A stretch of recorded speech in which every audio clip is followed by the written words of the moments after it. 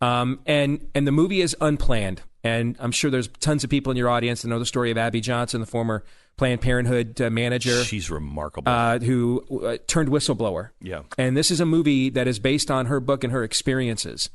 And you can find the trailer on Facebook. I've posted it up on my Facebook wall as well. I think, though, the trailer doesn't do the film justice. The trailer, I think, only hints at what is in the film.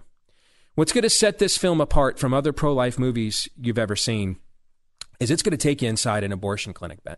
Glenn, you're going to see abortions happen. It is not gratuitous. The film work, the way that they do it, you are fully aware of what is occurring in a way that it confronts you with the reality of these situations. So, I mean, this isn't Pimple Popper on, reality TV meets the pro-life movement. There's nothing gratuitous or anything happening here. So are these reenactments? The reenactments of actual cases that Abby witnessed when she was there. And I when they brought this film to Iowa for me to see it about a week and a half ago, and the first 5 minutes I was sitting there thinking, oh no, I'm going to have to tell the truth, and we're already off to a bad start. Because it has some of the, schmaltzy, cheesy Christian movie thing. It then takes a very dark turn about 5 minutes into this. You're thinking, this is another, Christian movie, and where's the cheesy conversion scene, right? Yeah. And then Abby Johnson arrives at work on the day that changed her life, when they made her go inside the operating room when they were short of nurses, and actually forced her to confront for real. Not the aftermath of what is happening. She had seen a lot of young women that were bleeding, that were in serious medical conditions, and treated them afterwards. Now she's got to witness firsthand what was really going on in there. She has to assist. She has to assist, and you assist with her.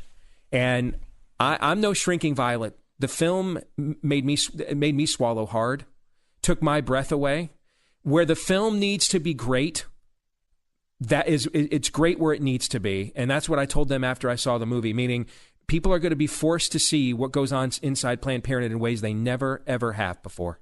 I thought when I first saw the film that the target audience, Stu, you and I were talking about your wife before we came on, and I thought the target audience is it would take people like your wife, like my wife, like me, and that's a lot of our audiences, and it would confirm them that now, once and for all, we need to end this, which is a pretty big audience. I mean, we had 100,000 people at the March for Life a few weeks ago. Mm-hmm.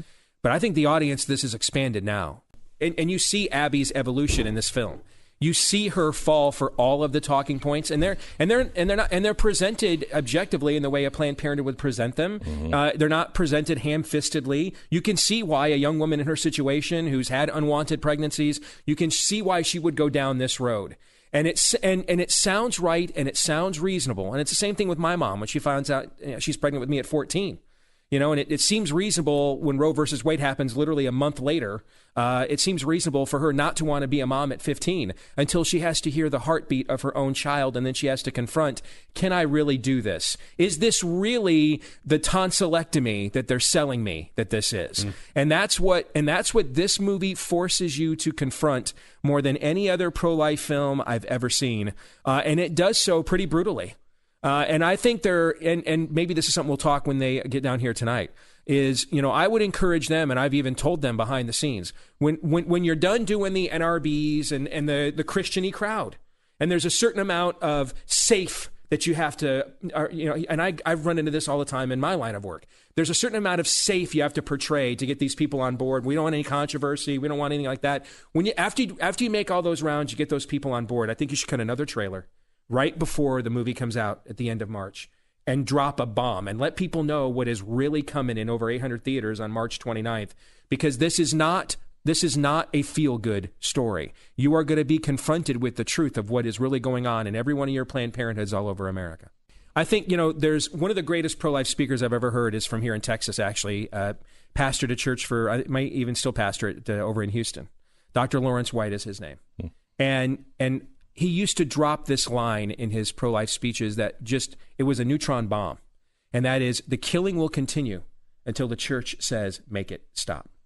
Mm-hmm. And there's a lot of ministries around the country. They do their one pro-life Sanctity of Life Sunday, mm-hmm. and then they just move on for the other 51 weeks out of the year, mm-hmm. and the killing continues. And this is a movie that is designed to close that sale. Are you willing? Do you really understand what you're for? Do you really understand what you're against? And once you understand it, are you willing to do what it will take to make it end?